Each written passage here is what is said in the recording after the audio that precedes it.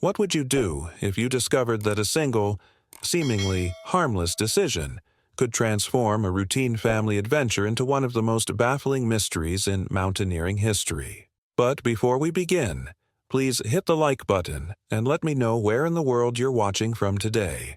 It's always fascinating seeing who's joining us from around the world. Picture this. You're an experienced climber, someone who's spent decades conquering some of the most challenging peaks in North America. You've planned every detail, packed every piece of safety equipment, and mapped out contingencies for scenarios most people couldn't even imagine. Yet, somehow, in a moment that defies all logic, you make one choice that seals not just your fate, but your daughter's as well.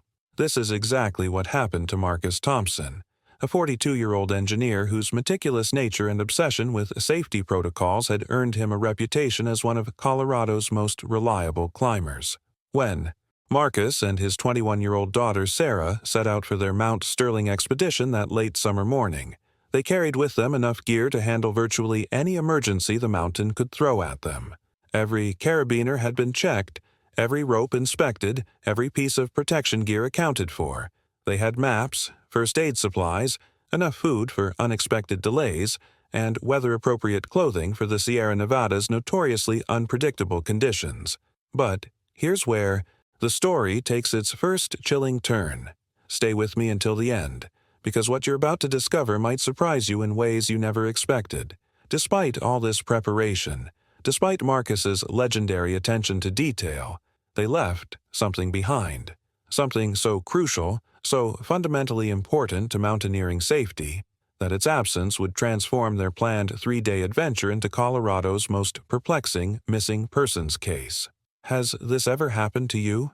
That moment, when you realize you've forgotten something important, but by then it's too late to turn back? Now imagine that forgotten item isn't your wallet or your phone charger, but the one piece of technology that could mean the difference between life and death in one of America's most unforgiving wilderness areas. We're talking about their satellite communication devices, sitting completely unused in the glove compartment of their truck, fully charged and ready to connect them to the outside world from anywhere on the mountain. For Patricia Thompson, Marcus's wife, Tuesday evening at 7:00 p.m. should have been routine. This was their agreed-upon check-in time, a safety protocol that Marcus had insisted upon with the same engineering precision he applied to everything in his life.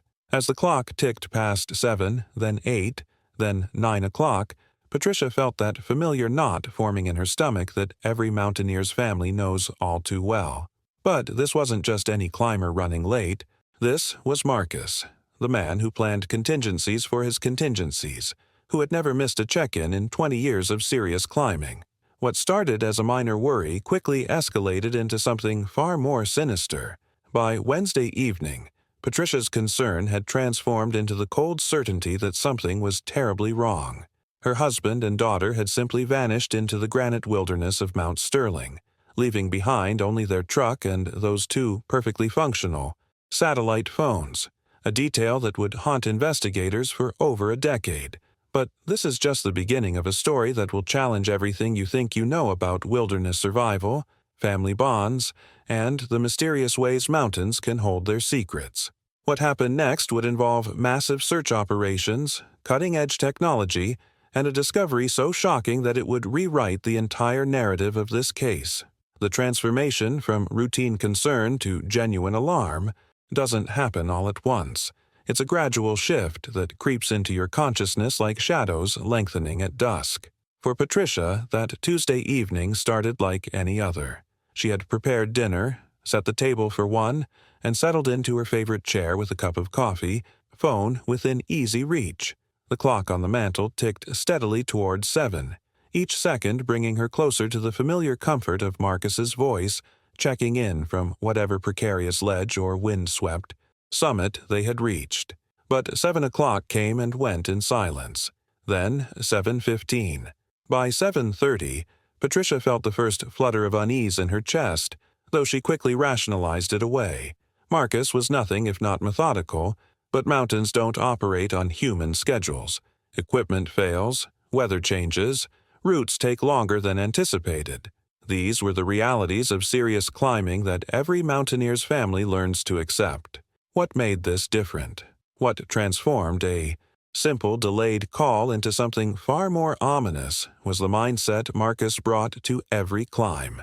This wasn't a man who operated on casual assumptions or left things to chance. His engineering background had shaped every aspect of his approach to the mountains. He built redundancies into his redundancies, planned for scenarios that most climbers never even considered, and treated safety protocols with an almost religious devotion. Now, I want to go even deeper into this topic, because understanding Mount Sterling itself is crucial to grasping the true magnitude of what Patricia was facing that night. This isn't your typical weekend hiking destination, or even a challenging but manageable peak that attracts casual adventurers. Mount Sterling represents something entirely different, a formidable granite and ice formation that rises from the heart of the Sierra Nevada like a sleeping giant, its reputation forged by decades of technical challenges and unpredictable weather, patterns that have humbled even the most experienced climbers. The mountain's hidden truth lies in its deceptive nature. From a distance, Mount Sterling appears manageable, perhaps even inviting to those unfamiliar with its secrets. But those who know understand that it's a master of transformation, capable of shifting from benign to lethal in a matter of hours. Weather systems roll in without warning. Temperatures plummet 40 degrees overnight, and what begins as a clear, promising morning can evolve into a whiteout that traps climbers for days. The impact of these conditions goes far beyond simple discomfort. On Mount Sterling, being caught unprepared doesn't just mean an uncomfortable night. It can mean the difference between returning home with an epic story and becoming another cautionary tale whispered around climbing shop counters. The mountain demands respect, technical skill, and perhaps most importantly, the kind of meticulous preparation that Marcus Thompson was known for. This is what made Patricia's growing anxiety so much more than typical spousal worry. She understood the environment her husband and daughter had entered, knew the reputation of the beast they were attempting to conquer. Every hour that passed without communication wasn't just an inconvenience. It was a revelation that something fundamental had shifted in their carefully planned expedition. The journey from confident departure to missed check-in represents a transformation that happens behind the scenes of every mountain rescue story, but few people ever truly understand its emotional weight until they're living it themselves. Write in the comments, "The mountain knows," if you're starting to understand the gravity of what Patricia was experiencing that night. By Wednesday evening, the transformation in Patricia's mindset was complete. What had begun as rational concern had evolved into something far more primal. A mother's intuition screaming that something was fundamentally wrong. The house, once a sanctuary filled with the comfortable rhythms of family life, had become an echo chamber where every familiar sound felt magnified and strange.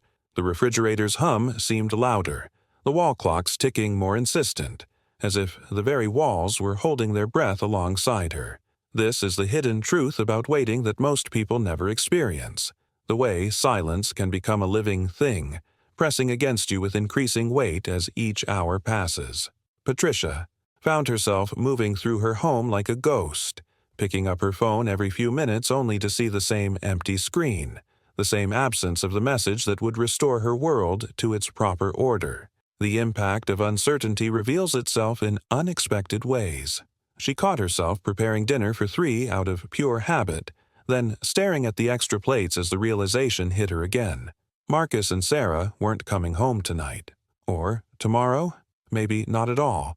The journey from confident mother sending her family off on an adventure to a woman contemplating the unthinkable happens behind the scenes of every search and rescue operation, but it's a transformation that occurs in complete isolation.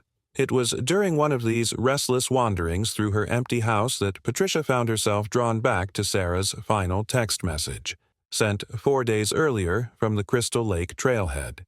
She had read it dozens of times already, but now she examined each word like a forensic analyst searching for hidden meaning. Starting the approach, "See you in a few days. Love you." The message had been so casual, so full of life and optimism, radiating the kind of infectious enthusiasm that Sarah brought to everything she did. Now, those same words felt like they were written in a different language, from a different world where daughters came home and fathers kept their promises to call. The revelation that struck Patricia as she stared at that simple message was how quickly context can transform meaning.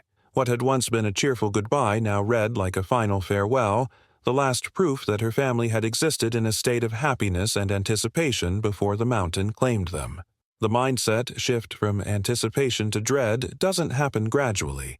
It's a sudden plunge, like stepping off a cliff you didn't know was there. Patricia realized she was no longer waiting for good news. She was bracing for the worst while desperately hoping she was wrong. Every decision Marcus and Sarah had made in those final hours before their communication ceased had led them deeper into an unknown fate, and Patricia was left to replay every conversation, every plan, searching for clues she might have missed. The psychological impact of that text message went far beyond its simple words. It represented the last moment when her world made sense, the final evidence that her family was safe and excited about their adventure. Now, I want to go even deeper into what happened next, because Patricia's growing desperation was about to force her into a decision that would transform this private family crisis into a very public search operation. Write in the comments, "I felt this silence," if you've ever experienced that moment when worry transforms into something much darker. The decision to pick up that phone and dial emergency services represents one of the most profound transformations a person can experience. For Patricia, it meant crossing an invisible line from private worry into public acknowledgement that her worst fears might be real. But before she could even explain the situation to authorities, she had to confront a reality that made Marcus's silence even more inexplicable. Robert Hayes had known Marcus for over 15 years, and his assessment of his climbing partner's character carried the weight of countless shared adventures in some of the most unforgiving environments on Earth.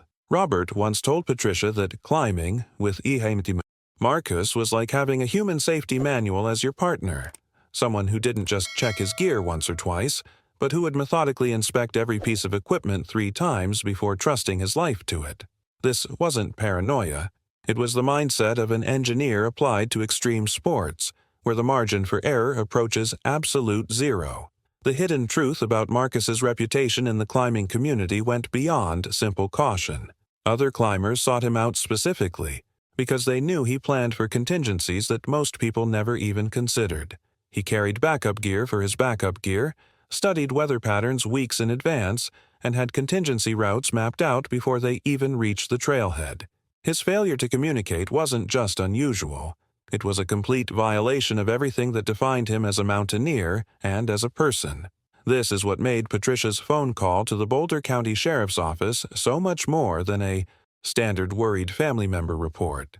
When she finally found the courage to dial that number on Wednesday afternoon, her hands trembling as she pressed each digit, she wasn't just reporting missing persons. She was reporting the disappearance of someone whose entire identity was built around never disappearing, never being out of contact, never leaving people wondering about his safety. The impact of that conversation reveals itself in the careful way Patricia chose her words. She couldn't simply say her husband and daughter were overdue. That would sound like ordinary climbing delays that happen every weekend. Instead, she had to paint a picture of Marcus's character, his extensive experience, his unwavering commitment to safety protocols. She described their intended route on Mount Sterling's challenging faces, emphasizing that this wasn't a casual hiker gone astray, but an expert mountaineer whose silence defied every pattern he had established over 2 decades of serious climbing. The transformation from private family crisis to official emergency response happens behind the scenes in ways most people never understand. The moment Patricia spoke those words into the phone, acknowledging that Marcus Thompson and his daughter Sarah were missing on Mount Sterling, she set in motion a chain of events that would involve helicopters, specialized rescue teams, and resources that would stretch across multiple agencies. But more than that, she was admitting to herself and to the world that her methodical, safety-obsessed husband had somehow made a decision so contrary to his nature that it threatened both their lives. Now, I want to go even deeper into what happened next, because the response from the Boulder County Sheriff's Office would reveal just how seriously they took this particular missing persons report, and the revelations that would emerge from their first investigative steps would transform this case into something far more mysterious than anyone could have imagined. Write in the comments. The call changes everything. If you understand how that single phone call shifted Patricia's entire reality. The transformation that occurs when an emergency dispatcher realizes they're dealing with something far beyond a routine missing persons case happens in mere seconds, but those seconds can determine the difference between a successful rescue and a tragedy. The voice on the other end of Patricia's call wasn't just taking notes. They were processing critical information that would shape the entire response strategy. Mount Sterling's reputation preceded it in emergency services circles, and when that name was combined with a 2-day communication silence from someone described as an expert climber, alarm bells began ringing immediately. This reveals the hidden truth about how emergency response systems actually operate behind the scenes. Not all missing persons reports are created equal, and dispatchers are trained to recognize specific combinations of factors that elevate a case from standard protocol to immediate action. The impact of location plays a crucial role in this decision-making process. A missing hiker on a well-traveled trail with cell service is one thing. A missing expert on Mount Sterling with no communication for 2 days is an entirely different beast that demands specialized resources. The mindset shift from routine call to high-priority response happens faster than most people realize. Within minutes of Patricia's call, the case was flagged as a high-risk missing persons incident requiring immediate specialized response. This wasn't bureaucratic procedure. This was the recognition that every hour of delay could mean the difference between finding survivors and recovering bodies. The dispatcher understood that when someone with Marcus Thompson's reputation and safety protocols goes silent on a mountain like Mount Sterling, you don't wait for more information to develop. You act. The journey from that emergency call to boots on the ground reveals the intricate choreography of search and rescue operations. Within 1 hour of Patricia hanging up the phone, Deputy James Miller was assigned the crucial first step in what everyone already suspected would become a massive undertaking. His mission was deceptively simple, yet absolutely critical. Drive to the remote Crystal Lake trailhead, confirm the presence of the Thompson family vehicle, and gather any initial evidence from the scene. But the transformation that occurs during that drive into the wilderness represents something far more significant than simple evidence gathering. Deputy Miller wasn't just heading to a parking lot to check on a truck. He was traveling toward the first piece of a puzzle that would either provide answers or deepen the mystery exponentially. The decision to send him immediately, rather than waiting for additional information, reflects the serious mindset that Mount Sterling demands from everyone who deals with its emergencies. The impact of this rapid response protocol goes beyond efficiency. It's about preserving whatever evidence might exist at the point where the known story ends and the mystery begins. Every hour that passes in mountain environments can mean weather changes that destroy tracks, wind that scatters gear, or animals that disturb potential clues. The journey Miller was about to undertake would take him from the familiar world of routine police work into the realm of the unknown, where every detail could be crucial. Now, I want to go even deeper into what Deputy Miller discovered during that long, increasingly isolated drive toward Crystal Lake, because the revelations waiting for him at that remote trailhead would transform this case from a missing persons investigation into one of the most baffling mysteries in Colorado's mountaineering history. Write in the comments, "The pieces don't fit," if you're starting to sense that something much stranger was about to be discovered. Deputy Miller's journey toward Crystal Lake represented more than just a drive through changing terrain. It was a transformation from the familiar world of suburban law enforcement into something far more primal and unforgiving. As his patrol car chewed up mile after mile of increasingly rough road, the last vestiges of civilization fell away like layers of an onion being peeled back. The manicured lawns and traffic lights of Boulder gave way to dense forest, then, too, Sparse vegetation clinging to rocky slopes, and finally to the raw, imposing landscape that makes the Sierra Nevada range both magnificent and terrifying. The psychological impact of this journey reveals itself in ways most people never consider. With each passing mile, Miller felt the weight of isolation settling around him like a heavy blanket. This wasn't just physical distance, it was a complete separation from the support systems and backup resources that define modern policing. Out here, radio communication became spotty. Cell service disappeared entirely, and the nearest assistance was measured not in minutes but in hours. The mindset required for wilderness law enforcement is fundamentally different from anything taught in police academies. As his tires finally crunched over the gravel of the Crystal Lake Trailhead parking area, Miller experienced that moment of transition that every search and rescue professional knows well, the shift from traveling toward a problem to actually confronting it. The parking lot was a sparse clearing carved out of pine and aspen forest, with only a handful of vehicles scattered about like sleeping giants in the mountain silence. His eyes immediately landed on the dark green Ford F-150 that matched Patricia's description perfectly. The truck sat there with an almost eerie normalcy, covered in the fine film of dust and yellow pine pollen that accumulates on any vehicle left in wilderness parking for more than a day or two.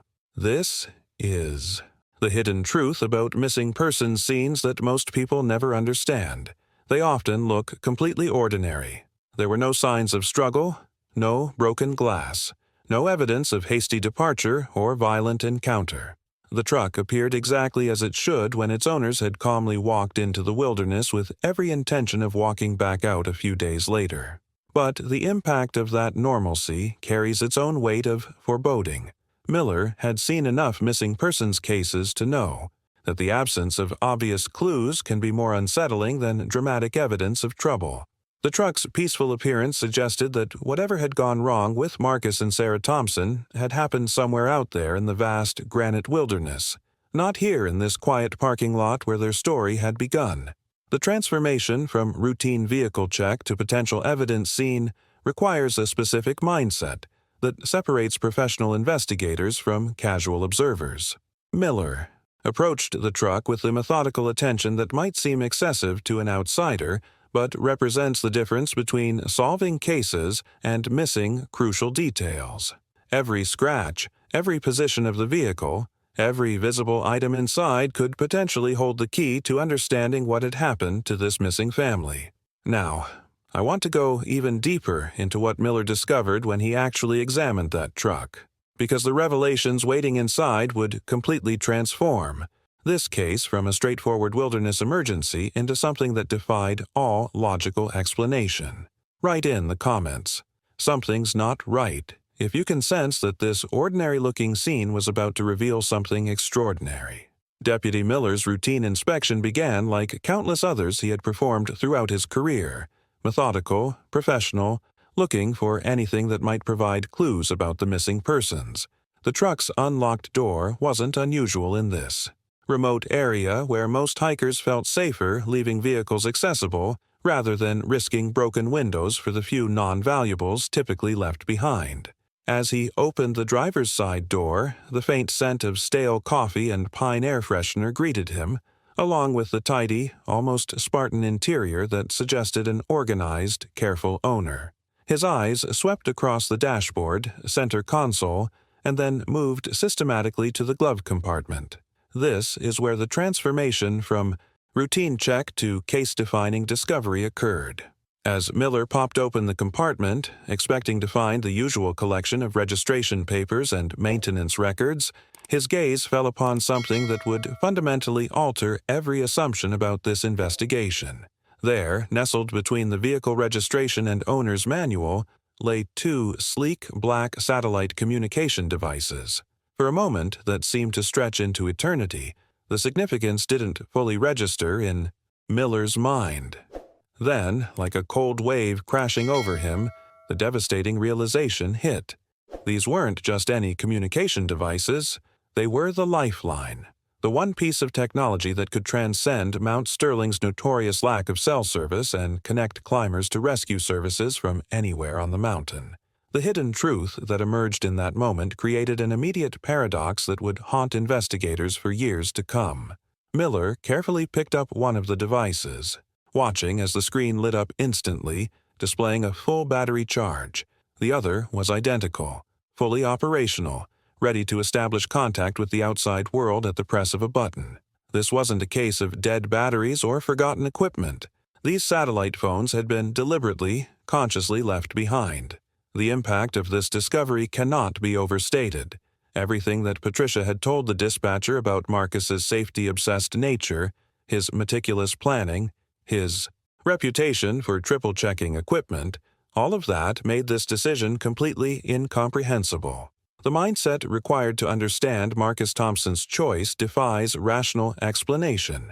This was a man whose entire climbing philosophy was built around redundancies and backup plans, yet he had walked away from his only means of emergency communication on one of the most dangerous mountains in Colorado.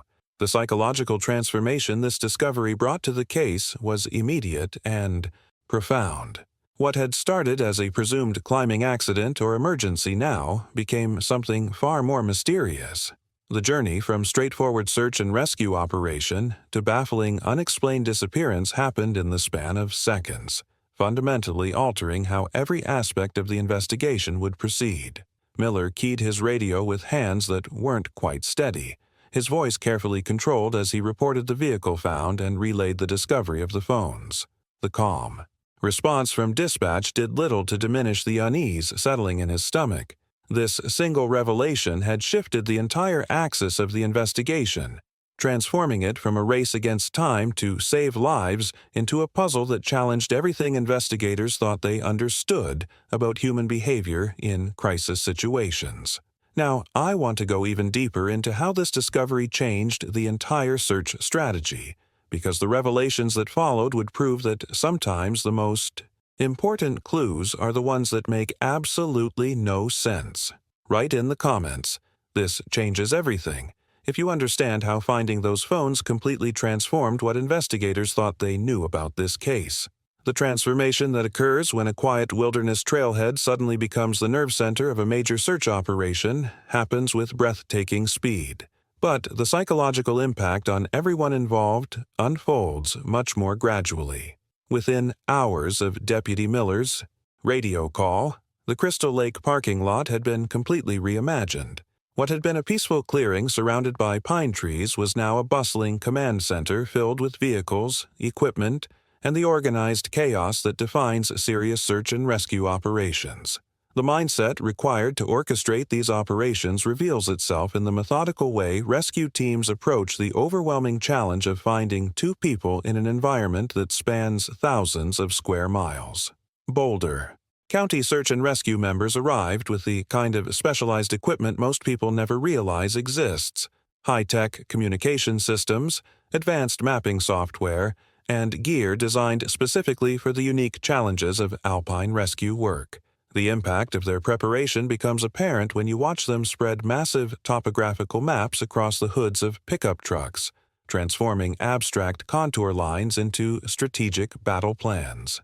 The hidden truth about mountain search operations is that they're equal parts science and art, combining cutting-edge technology with intuitive understanding of how mountains behave and how people move through them.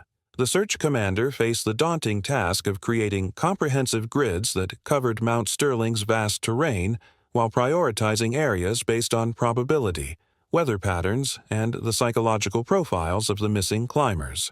Every decision carried enormous weight because resources are always limited and time is always running out. But it was the first helicopter flights that truly revealed the overwhelming scale of what they were facing. When those aircraft lifted off, their rotors beating against the mountain silence, the spotters inside got their first real glimpse of the challenge ahead.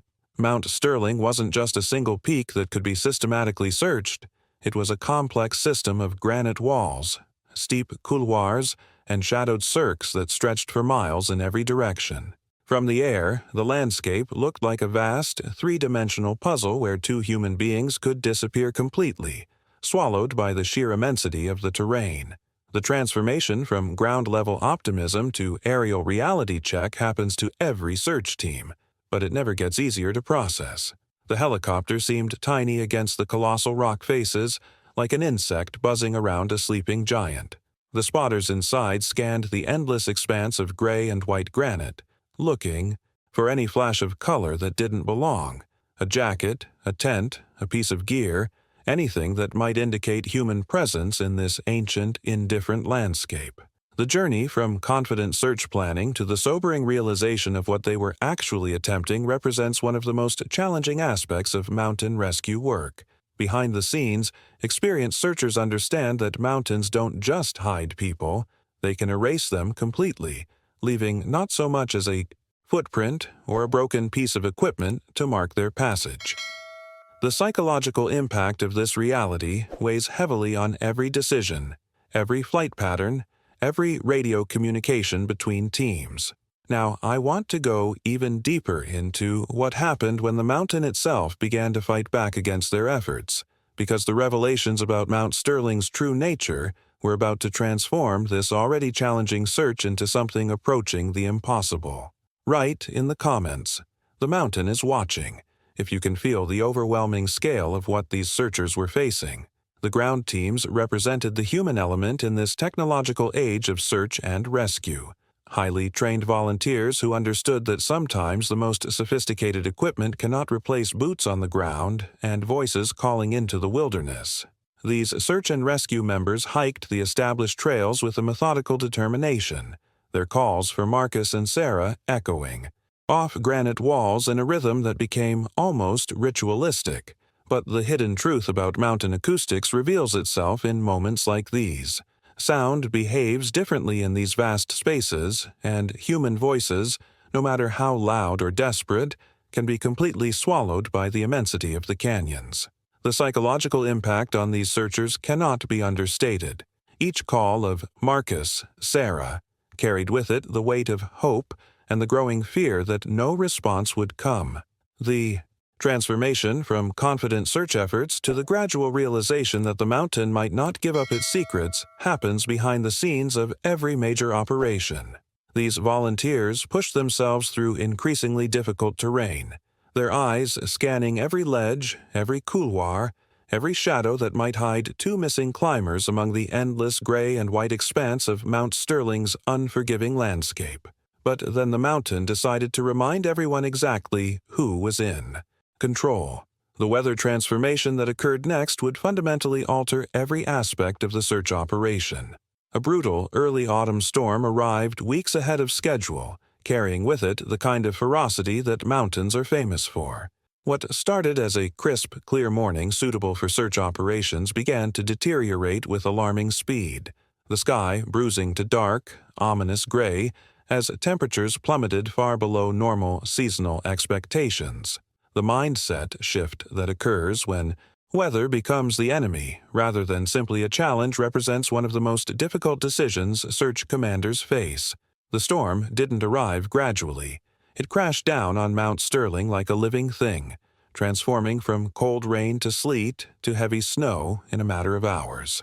The impact on search operations was immediate and devastating. Helicopter pilots, already dealing with the technical challenges of high-altitude flying in mountain terrain, found themselves grounded indefinitely as visibility dropped to near zero and wind conditions became too dangerous for flight operations. The journey from optimistic search efforts to weather-imposed limitations reveals the harsh reality of mountain rescue work.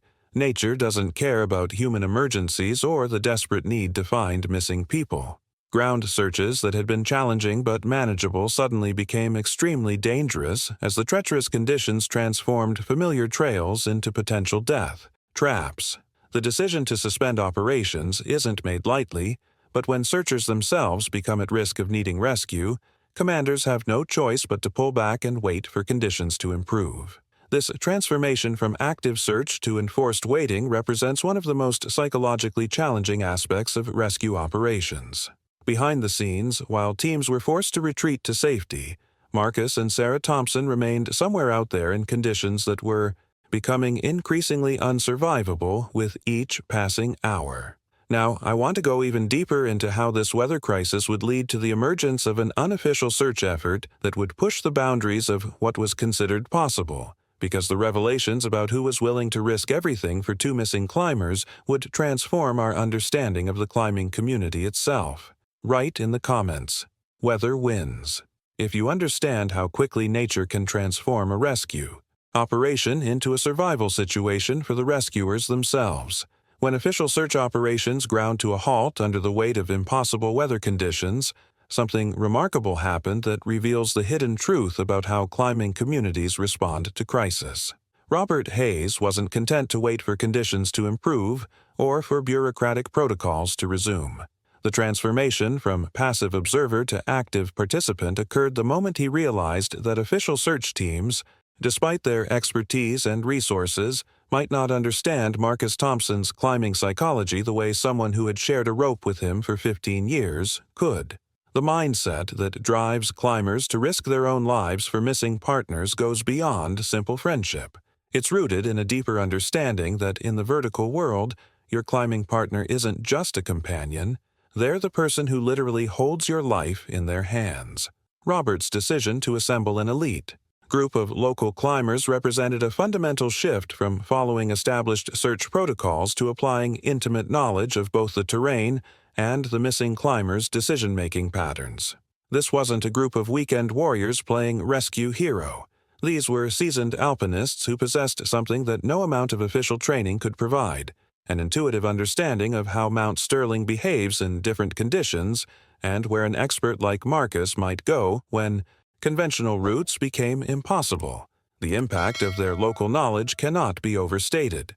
While official teams focused on probable routes and established trails, Hayes's group understood that Marcus was exactly the type of climber who would be drawn to obscure, technically demanding lines that wouldn't appear in any standard guidebook. The journey into Marcus's climbing journals, provided by Patricia with desperate hope, revealed the psychological profile of a mountaineer who was constantly seeking new challenges. The transformation from reading about climbs to understanding climbing psychology happened as Hayes's team studied years of meticulous notes, route descriptions, and aspirations that Marcus had recorded. Behind the scenes of every serious climber's life lies a catalog of dreams. Walls they want to attempt, lines they've identified from afar, technical problems they're eager to solve. These revelations guided Hayes's team toward unlisted routes and remote walls that official search teams had deemed too improbable to warrant resources. But this is where the hidden truth about Marcus's character became both an asset and a liability in the search effort. His attraction to unique, challenging problems meant he could be literally anywhere on the mountain, pursuing some obscure route that existed only in his imagination and climbing journals. The impact of pushing themselves to dangerous limits in deteriorating weather conditions went beyond physical exhaustion. Each day of fruitless searching took a psychological toll that official searchers, rotating in fresh teams, don't experience in the same way. Hayes's group was driven by personal connection and intimate knowledge, but also haunted by the growing realization that their friend might have chosen a challenge so remote, so technically demanding, that finding him was approaching impossibility. The transformation from hope to grim determination happened gradually as they scoured every obscure line, every hidden couloir, every technical face that might have attracted Marcus's expert eye. Finding no trace of the missing pair wasn't just a professional disappointment, it was a personal failure that cut to the core of what it means to be part of the climbing community. Now, I want to go even deeper into the decision that would eventually force even these dedicated searchers to confront the reality that sometimes the mountain simply doesn't give up its secrets, no matter how much you're willing to sacrifice to uncover them. Write in the comments, "They knew him best," if you understand how personal knowledge can be both the greatest asset and the heaviest burden in a search like this. The decision to officially suspend a search operation represents one of the most devastating transformations that can occur in missing persons cases. After 10 days of intensive searching with no discoveries, no clues, no traces of Marcus and Sarah Thompson, officials face the heartbreaking reality that resources could no longer be justified against the diminishing probability of finding survivors. The announcement came with the clinical precision that emergency services must use to mask the emotional weight of such decisions. Full-scale operations would be suspended, scaled back to limited reactive status, meaning they would respond to new information but would no longer actively search. This transformation from active rescue to passive waiting hits families in ways that most people never understand. The hidden truth about search suspensions is that they don't just end operations. They fundamentally alter the psychological landscape for everyone involved. For Patricia Thompson, that official announcement marked the beginning of a different kind of suffering, one that had no clear endpoint and no defined process for healing. The impact of suspended grief reveals itself in the small, daily decisions that seem impossible to make. The years following the search, suspension passed with grinding friction for Patricia, each day requiring her to navigate the impossible choice between hope and acceptance. Her Denver home underwent a subtle but profound transformation, becoming something between a shrine and a museum of interrupted life. Sarah's room remained exactly as she had left it, posters on the walls, books stacked on her nightstand, clothes still in the hamper from her last day at home. The mindset required to preserve everything while simultaneously continuing to live creates a unique form of psychological torture that families of the missing know all too well. Marcus's workshop in the garage became a silent testament to his methodical nature, with tools hanging on their designated hooks and a half-finished project still clamped to his workbench. To move anything felt like betrayal, an admission that they were never coming home, a concession that Patricia simply wasn't ready to make. Behind the scenes of this frozen existence, the mountain had reclaimed its silence. Mount Sterling stood as impassive and monumental as ever, its granite faces showing no sign of the drama that had played out across its slopes. The transformation from search site back to pristine wilderness happened quickly, leaving no trace of the helicopters, the command posts, or the desperate human efforts to penetrate its secrets. The journey from active crisis to this strange limbo state represents one of the cruelest aspects of missing persons cases. Patricia found herself trapped in a state of suspended grief, unable to mourn because there was no definitive end, unable to hope because logic suggested the worst. The community's initial flood of support gradually dwindled to a respectful, knowing silence from neighbors who no longer knew what to say or how to help. The revelation that emerges from this kind of prolonged uncertainty is how it changes not just the immediate family, but the entire community's relationship with the wilderness that surrounds them. Mount Sterling, once viewed as a challenging but manageable destination, had demonstrated its power to simply erase people from existence. Now, I want to go even deeper into how this case evolved from active investigation to cold case file, because the transformation that occurred over the following years would reveal new layers of mystery and false hope that would test Patricia's endurance in ways she never imagined possible. Write in the comments, "Time stands still," if you can. Feel the weight of that suspended grief that Patricia carried every single day. The transformation of a real family tragedy into local folklore happens gradually, almost imperceptibly, as immediate grief gives way to collective memory. Within the climbing community of the Sierra Nevada range, the Thompson story underwent this subtle but profound change from raw, immediate tragedy into something more abstract, a cautionary tale that would be shared at trailheads and in climbing shops for years to come. New climbers entering this tight-knit community would inevitably hear about the expert father and daughter who simply vanished, leaving behind only their truck and those perfectly functional satellite phones. This evolution from personal loss to community legend reveals the hidden truth about how mountaineering culture processes tragedy. The impact of these stories goes beyond simple cautionary warnings. They become a part of the psychological landscape that every serious climber must navigate. The Thompson case served as a grim reminder of the wilderness's absolute power, its capacity to erase even the most prepared individuals from existence.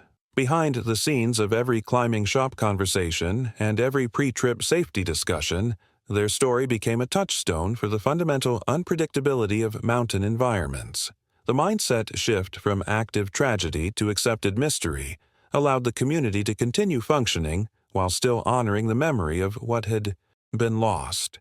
But this transformation also meant that Patricia's daily reality of suspended grief became increasingly isolated from the world around her, as others moved forward while she remained frozen in that moment of waiting for answers that might never come.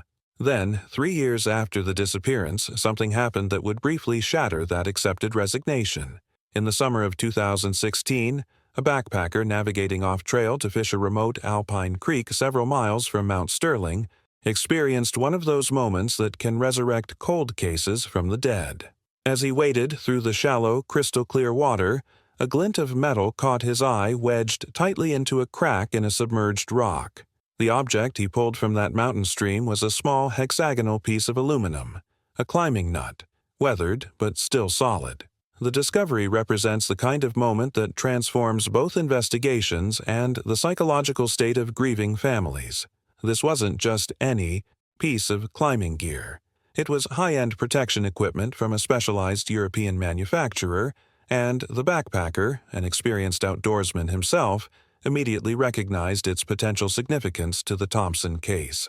The journey from discovery to evidence reveals how even the smallest clues can resurrect hope in the most desperate circumstances.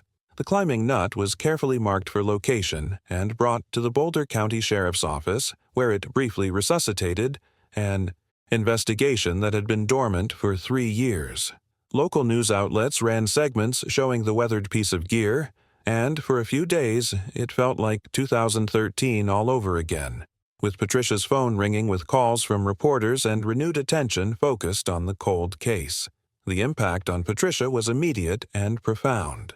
After years of learning to live with uncertainty, this tangible piece of evidence offered the possibility of answers, of closure, of finally understanding what had happened to her family during those final unknown hours on Mount Sterling.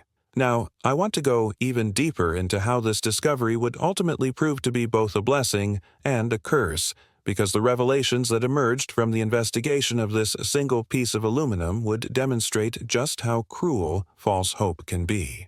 Write in the comments, "Hope hurts most," if you understand how devastating it can be when a small discovery brings back all the pain you thought you'd learned to manage.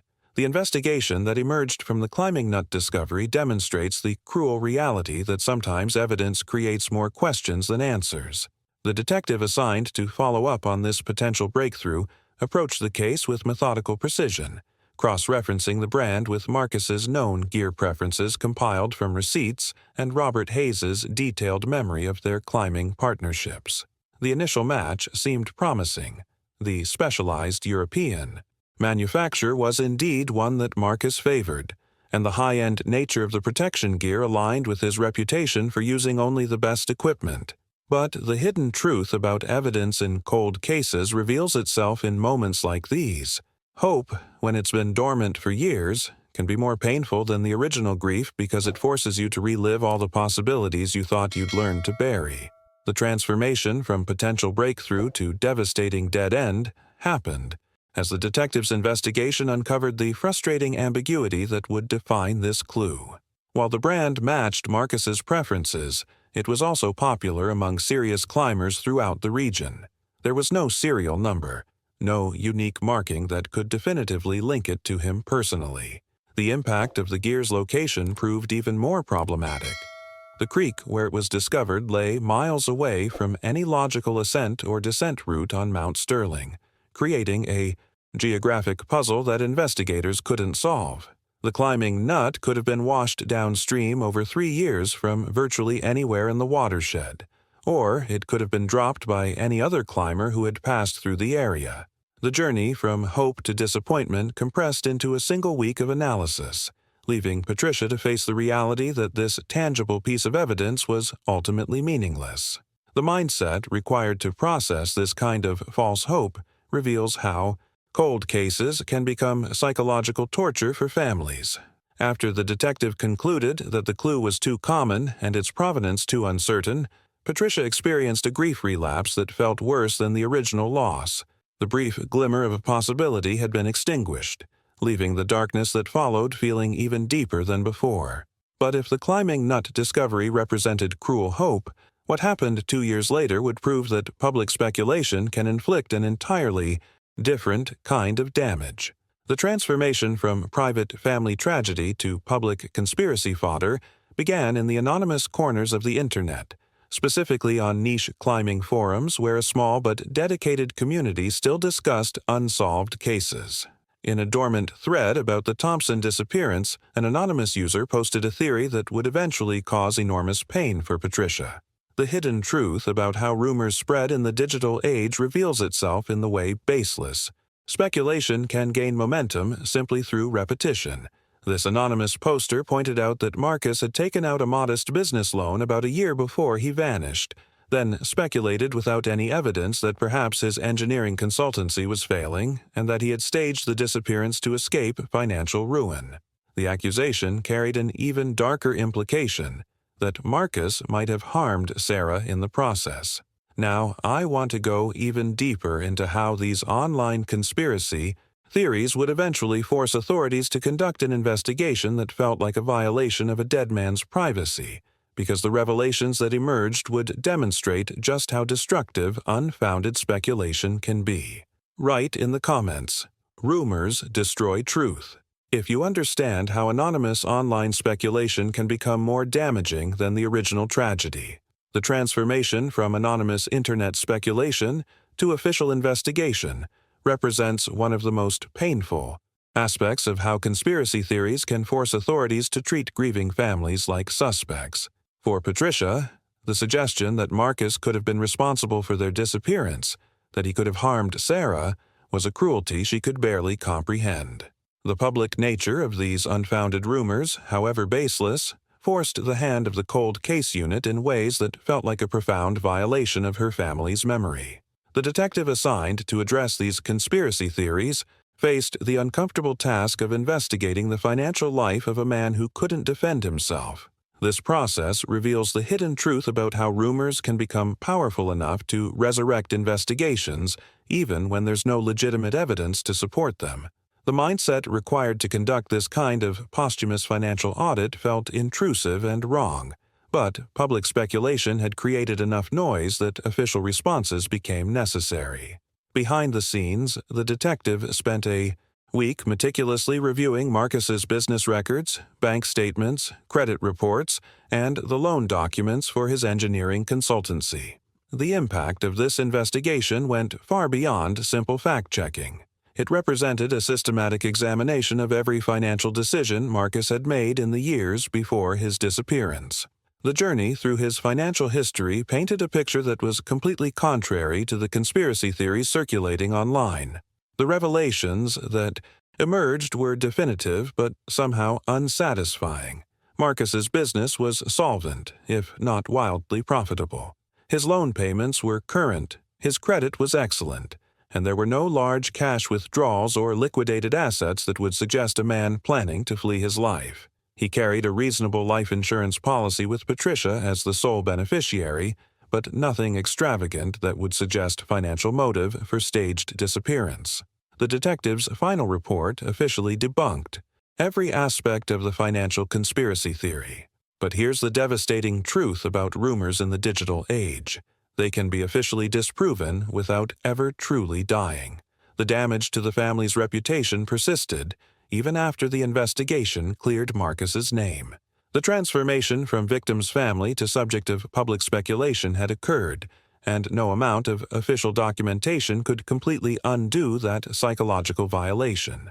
Patricia found herself in the impossible position of defending her dead husband's character against accusations that should never have been made. The investigation concluded with Marcus's reputation officially restored, but the case itself was now colder than ever.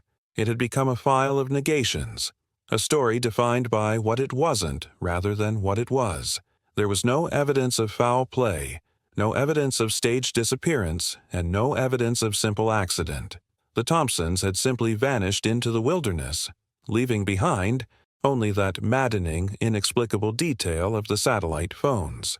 By late summer 2024, 11 years had passed since that September day when Marcus and Sarah Thompson had walked into the wilderness and never walked out. Mount Sterling remained as imposing and secretive as ever, its granite faces showing no sign of the human drama that had played out across its slopes. The transformation from active case to forgotten mystery was complete. The Thompson story had faded into the background noise of Colorado lore, just another cautionary tale whispered at trailheads. Now, I want to go even deeper into what happened when two climbers decided to attempt something that would accidentally break open this cold case in the most shocking way imaginable. Write in the comments, "Mountains remember everything," if you believe that secrets buried in granite eventually find their way back to the surface. Emma Rodriguez and Alex Mitchell represented a fascinating transformation in modern climbing culture, a new generation armed with ultralight gear, advanced meteorological data on their smartphones, and an insatiable appetite for pushing the boundaries of what was considered possible. These weren't climbers seeking fame or recognition from the mainstream climbing community. They were artists in the purest sense, and their medium was unclimbed rock. Their goal on this particular expedition to Mount Sterling was to establish a completely new route on a sheer, intimidating wall that had been largely ignored by previous generations of climbers. The mindset required for this kind of first ascent work goes far beyond technical skill. It demands a willingness to venture into the unknown with no guarantee that the rock will even be climbable. The impact of choosing virgin territory means accepting that you might spend days or even weeks working on stone that ultimately defeats you, leaving you with nothing but the knowledge that you tried. But for Emma and Alex, this uncertainty was exactly what drew them to these remote faces of Mount Sterling. For 2 days, they had been completely immersed in the vertical world, their lives reduced to the fundamental rhythm of movement and stillness that defines serious climbing. The scrape of metal on rock, the rasp of their own breathing in the thin air, the quiet communication of rope tugs and the shared understanding between two people whose lives depend on each other. This was their natural environment, far removed from the complexities of the world below. The transformation from confident first ascent attempt to profound mystery began when Alex, leading a particularly difficult pitch on their 3rd day, paused mid-move and squinted at something that didn't belong. About 50 feet to his left and slightly above his position, a glint of metal caught the afternoon light. It was a bolt hanger, rusted but unmistakable, drilled into the granite with the kind of precision that only comes from serious climbing experience. The psychological impact of that discovery cannot be overstated. This wall was supposed to be virgin territory. They had researched it for months, cross-referenced every climbing guidebook and online database, and found no records of any previous attempts. The hidden truth about unclimbed walls is that they represent a kind of sacred space in climbing culture, untouched by human ambition until someone like Emma and Alex decides to draw the first line up their faces. Alex called down to Emma, his voice carrying a note of confusion that cut through the mountain air. As he continued climbing, he found another bolt, then another. They formed a clear traverse line leading toward a small, shadowed alcove, a slight indentation in the massive wall that wasn't visible from below. The journey from excitement about virgin rock to the realization that someone had been here before represents one of the strangest experiences in climbing, the discovery that your adventure has been preceded by another's mystery. The decision-making process that followed reveals how curiosity can override exhaustion and caution. This wasn't a logical ascent line they were following. It looked more like an escape route, something designed to reach shelter rather than summit. But the impact of finding established anchors in such a remote location was too intriguing to ignore. Now, I want to go even deeper into what Emma and Alex discovered when they followed that traverse line, because the revelations waiting for them in that shadowed alcove would transform their climbing adventure into something far more profound and disturbing. Write in the comments, "Someone was here first," if you can feel the eerie significance of finding human traces in a place that should have been untouched. The traverse to reach that shadowed alcove was delicate and exposed, requiring Emma and Alex's complete concentration as they moved laterally across the granite face. With each careful placement of hand and foot, the sense of mystery deepened around them. The bolts they were following weren't just old, they were ancient by climbing standards. The steel hangers had rusted to a deep, angry orange, and the nylon webbing on some of them was bleached white and frayed by years of ultraviolet exposure. The psychological impact of following someone else's path in such a remote location creates a strange intimacy with the unknown climber who had been here before. As they neared the alcove, the true object of this mysterious traverse came into view, and the transformation from curiosity to unease was immediate. This wasn't just a natural ledge or shelter. Suspended from a complex web of aging straps and anchored to the rock was a portalage, hanging there like a derelict ghost ship against the cliff face. The gray fabric was faded and stained by years of weather, flapping softly in the mountain wind with a sound that seemed almost supernatural in the vast silence. The mindset shift that occurs when you encounter something so unexpected in such an isolated environment is difficult to describe. Emma felt a wave of profound unease wash over her as she stared at this suspended platform. This wasn't just old camping equipment. It felt like a shrine, a place frozen in time that had been waiting for them to discover it.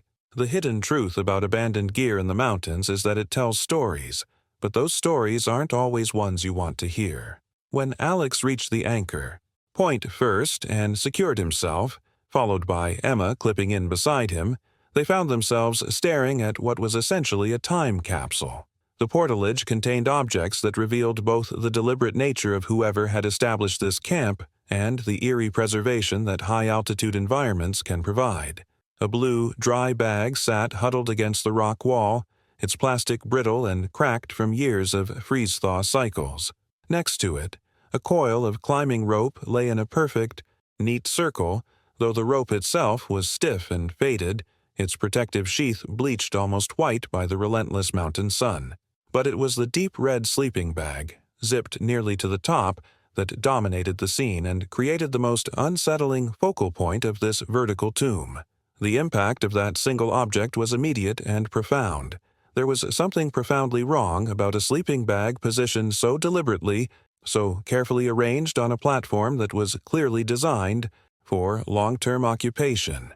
The journey from discovery to understanding what they were actually looking at happened in stages. The scene had a sense of order that was completely at odds with the idea of emergency abandonment. People who bail on climbs in crisis situations don't usually take the time to coil their rope so methodically or arrange their gear with such precision. Behind the scenes of this preserved moment lay decisions that Emma and Alex couldn't yet comprehend, but the deliberate organization suggested something far more complex than simple equipment abandonment. The revelation that was beginning to dawn on them transformed their climbing adventure into something approaching an archaeological investigation. This platform represented someone's final camp, their last known location, preserved by the mountain's indifferent protection for what could have been years or even decades. Now, I want to go even deeper into the moment when Emma made the decision to investigate that red sleeping bag, because what she discovered inside would transform their understanding of what they had stumbled upon. Write in the comments, "Time stopped here," if you can feel the eerie weight of discovering something that was never meant to be found. Emma felt a strange compulsion, a need to understand what she was looking at that went beyond simple curiosity. The transformation from climber to reluctant investigator happened as she unclipped from the anchor and carefully tested her weight. On the portalage platform, the fabric groaned under her, but the frame held solid, suggesting that whoever had constructed this aerial camp had built it to last. The air on the ledge felt heavy and stagnant, shielded from the wind but somehow oppressive in its stillness. The mindset required to reach for that red sleeping bag reveals something fundamental about human nature, the need to know, even when every instinct screams that knowledge might be dangerous. Emma reached for the dry bag. First, her fingers brushing against the cracked plastic. It was surprisingly light, almost empty, offering no clues about its owner. But her gaze kept returning to that sleeping bag, partially covered in granite dust with a single stubborn weed that had somehow taken root in a fold of the fabric. The impact of what happened next would haunt both climbers for the rest of their lives. Emma reached for the zipper with trembling fingers, finding it stiff and corroded by years of moisture and ice. She had to work it back and forth, the grating sound unnaturally loud in the mountain silence. The zipper moved an inch, then another, and the fabric began to part. She saw clothes first, a bundled fleece jacket that explained the lump she had noticed from a distance. But as the opening widened, something pale and smooth became visible beneath the clothing. For a surreal moment, Emma's brain refused to process what she was seeing. The object had the appearance of bleached, sculpted wood, curved, and weathered by time. Then the zipper gave way another few inches, and the pale object rolled slightly to one side, revealing the devastating truth. Two dark, empty sockets stared up at the sky, the unmistakable hollow gaze of a human skull resting on a pillow of clothes inside a sleeping bag thousands of feet above the ground. The transformation from curiosity to horror happened in milliseconds. A choked gasp escaped Emma's lips as she scrambled backward, her heart hammering against her ribs. With such force, she thought it might burst. This wasn't just an abandoned camp. It was a vertical tomb, a grave suspended in the sky that had been waiting years for someone to discover its terrible secret. The hidden truth about what they had stumbled upon crashed down on them with devastating clarity. Behind the scenes of their shock, the vast wilderness that had felt like their playground moments before now felt predatory and menacing. The journey from that moment of discovery to their emergency call would span a harrowing descent in fading light, a sleepless night bivouacked on a lower ledge, and a grueling final push to reach civilization. The psychological impact of carrying that knowledge, knowing they had found human remains in such an impossible location, transformed every aspect of their descent into a desperate race to deliver this revelation to authorities. It was a full 24 hours later, after stumbling out of the forest with legs trembling from exhaustion and minds numb with what they had witnessed, that Emma found a single bar of cell service at the Crystal Lake trailhead. Her fingers fumbled as she dialed 911, her voice cracking as she spoke the words that would finally reopen the cold Thompson case after 11 years of silence. Now, I want to go even deeper into how this single phone call would trigger the most complex vertical crime scene investigation in Colorado history. Write in the comments. The mountain revealed its secret if you understand how this accidental discovery changed everything about a case that everyone thought was closed forever. Emma's trembling call to 911 sent shockwaves through the Boulder County Sheriff's Office that reached far beyond the dispatcher who took her report. The moment those words, "We found something, we found a body on Mount Sterling," crackled through the radio system, the dusty Thompson file was pulled from the cold case archives and placed on the desk of Detective Maria Santos. At 31, Santos had built a reputation as a specialist in seeing old evidence with fresh eyes, applying modern investigative techniques to cases that had stumped previous generations of detectives. The transformation from theoretical cold case to active crime scene presented Santos with challenges that no police academy could have prepared her for. This wasn't a crime scene that could be cordoned off with yellow tape or processed by standard forensic teams. The psychological impact of realizing she was dealing with a vertical crime scene, a death investigation suspended thousands of feet in the air, required a completely different mindset from anything in her experience. The hidden truth about vertical investigations is that they demand a level of collaboration and expertise that exists nowhere else in law enforcement. Santos found herself assembling what would become one of the most specialized teams in Colorado investigative history. The journey from discovery to evidence. Recovery would require a forensic anthropologist from the state university, a senior crime scene technician with high-altitude experience, and, most crucially, 2 members of the elite Alpine Lake Search and Rescue team from the neighboring county. These weren't just skilled climbers. They were among the best high-altitude recovery specialists in the region, people who could literally hang from ropes while serving as the hands and eyes for investigators who couldn't access the scene themselves. The operation that began 2 days later represented a perfect marriage of cutting-edge forensic science and old-school mountaineering expertise. A helicopter served as the mobile command center, its rotors beating a steady rhythm against the mountain silence as it circled the portalage site like a mechanical vulture. The first challenge was simply reconnaissance. Santos and the forensic anthropologist needed to observe the scene from the air, understanding exactly what they were dealing with, before committing climbing teams to the dangerous work of evidence recovery. Through high-powered binoculars, Santos could see the scene exactly as Emma had described it: the faded gray fabric of the portaledge, the coiled rope, the ominous red sleeping bag. The impact of viewing this preserved moment from a helicopter hundreds of feet away created a surreal disconnect between the clinical nature of police work and the profound human tragedy represented by that tiny platform against the overwhelming scale of the rock face. The recovery process itself would prove to be a painstaking multi-day operation that pushed the boundaries of what was considered possible in crime scene investigation. The two alpine lake climbers were the first to establish new, secure anchor points above the site, creating a stable platform from which they could rappel down to the portalage. Every action had to be relayed via radio to Santos and the forensic team, who were observing from a temporary base, camp established on a more accessible ledge several hundred feet below. Behind the scenes of this operation, the transformation from climbing rescue to forensic investigation required constant adaptation and problem-solving that no manual could address. Now, I want to go even deeper into the revelations that emerged when these specialists finally accessed the portalage and began the delicate work of documenting and recovering evidence that had been preserved in this vertical tomb for over a decade. Write in the comments, "Science meets mountains," if you're amazed by the complexity of processing a crime scene hanging thousands of feet in the air. The first priority for the climbing investigators was documentation, treating every angle, every piece of equipment, every detail as potential evidence in a case that had baffled authorities for over a decade. The climbers, wearing body cameras, moved with surgical precision as they photographed the portalage from every conceivable perspective.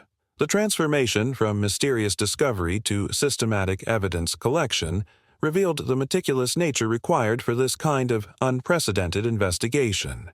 Back in the controlled environment of the State Crime Lab, the most crucial phase of the investigation began with the examination of the skeletal remains. Dental records were expedited from the Thompson family dentist, and within hours, Dr. Michael Barnes had a positive identification that would finally answer one of the central questions that had haunted Patricia for 11 years.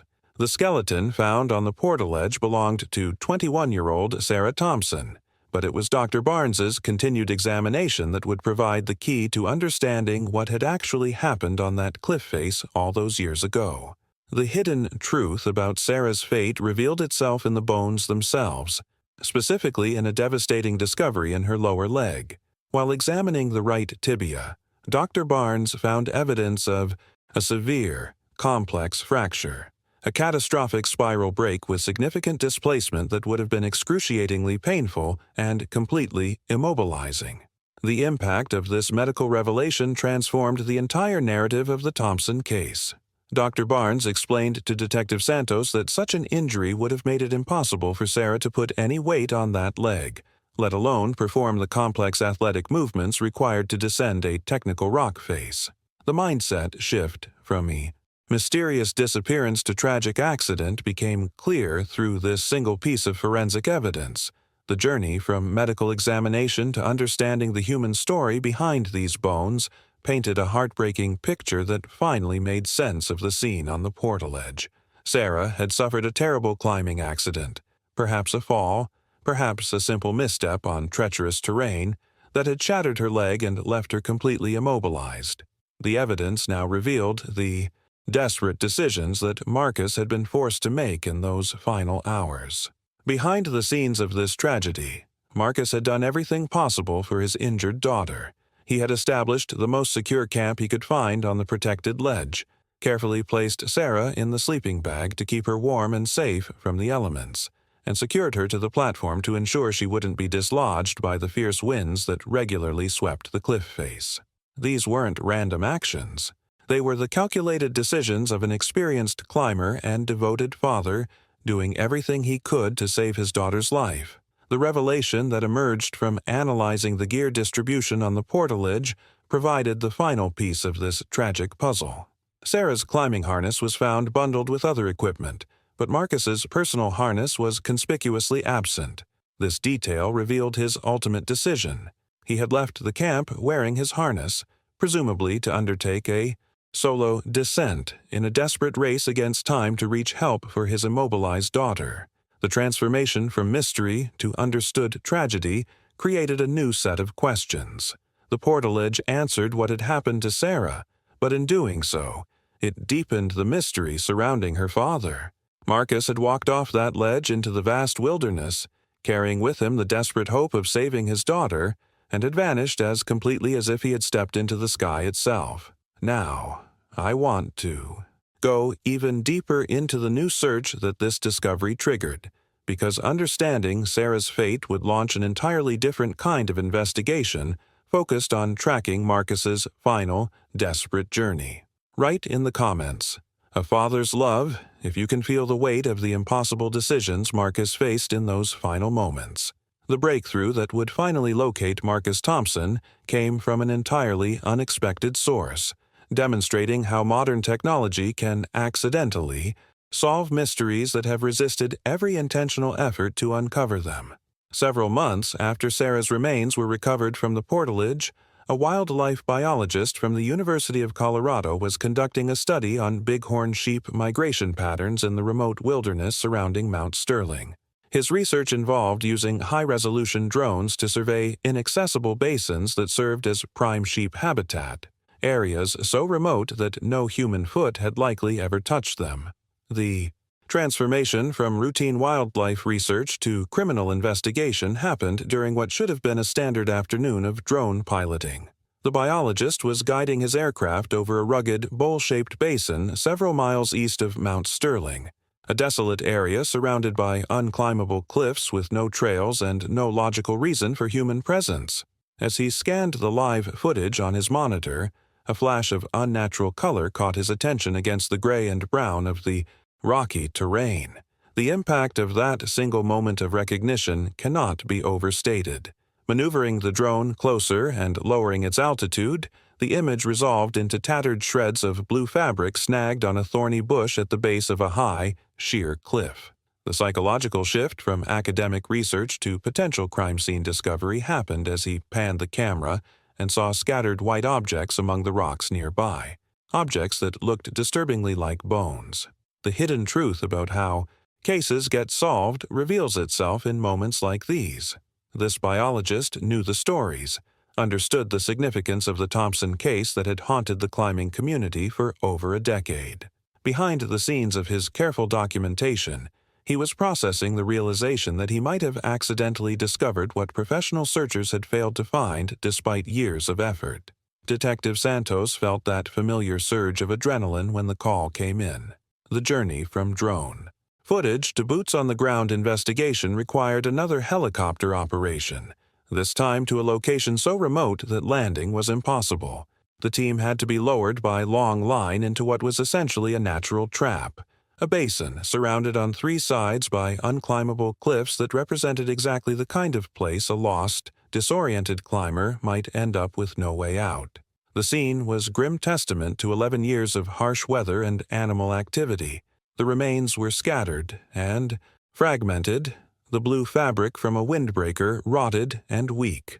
For a moment, it seemed that definitive identification might elude them, leaving Marcus's fate in perpetual uncertainty.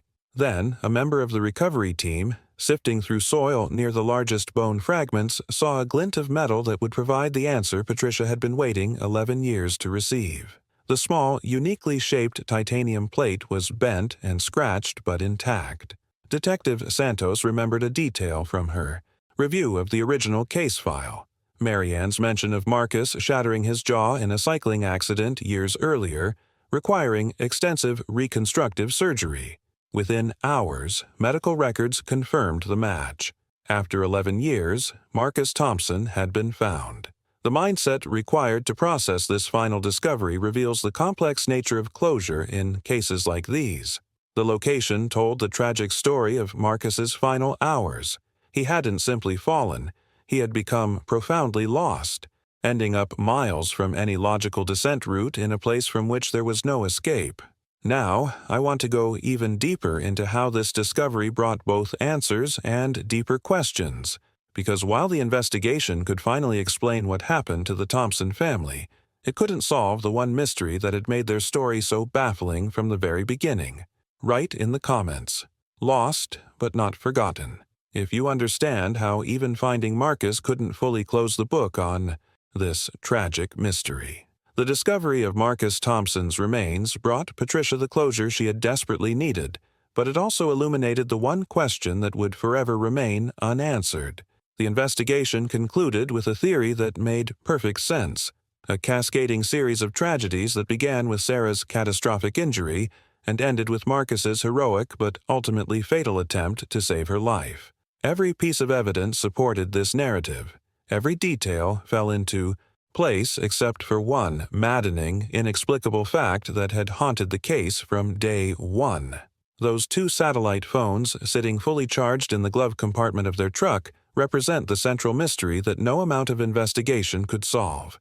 Why would Marcus, a man whose entire climbing philosophy was built around safety and redundancy, walk away from their only means of emergency communication? Was it a moment of overconfidence, a simple human error, or something else entirely? The answer died with Marcus and Sarah on Mount Sterling, leaving an unfillable hole in the center of an otherwise complete story. The transformation from missing persons case to understood tragedy took 11 years to complete, but the journey revealed something profound about how mountains hold their secrets and how families endure the unendurable. Patricia finally had her answers, incomplete though they were, and could lay her husband and daughter to rest knowing their story, if not all there. Decisions. If you've stayed with me through this entire incredible story, you understand why these mysterious cases fascinate us so deeply. They remind us that even in our connected, documented world, there are still questions that remain forever beyond our reach. The content I bring you here explores these hidden truths and unsolved mysteries that shape our understanding of what's really possible in this world. I'd love to have you as part of this community that digs deep into stories others won't tell. Hit that subscribe button so you never miss these investigations that go beyond the surface. And if you made it this far with me, leave a comment saying, "The mountain keeps its secrets." That way I'll know you experienced this entire journey alongside me. That like button helps more people discover these stories that deserve to be told. And honestly, after spending this time together exploring Marcus and Sarah's tragic mystery, it would mean a lot to know this connected with you. There's a video right here that explores another case where technology failed at the worst possible moment, fundamentally changing everything about a rescue operation. Click and continue with me over there. I think you're going to find it absolutely fascinating.